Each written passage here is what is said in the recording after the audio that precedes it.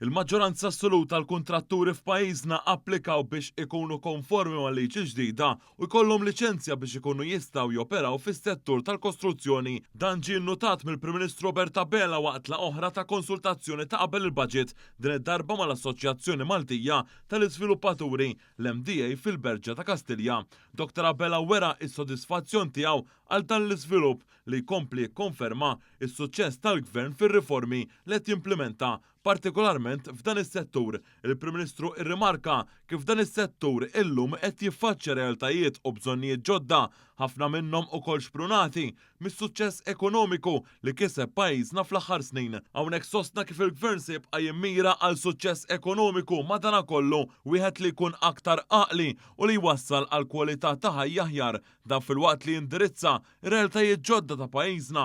F'din il-laqgħa l-Prim Ministru ta' elenku ta' riformi li saru mill-Gvern f'dan is-settur fl-aħħar żmien, inkluża l-liġi ġdida tal-Awtorità tas-Saħħa u s-Sigurtà fuq il-post tax-xogħol l-OHSA biżjed infurzar favur standards għolja u twaqqif tal-helpline ġdida 138.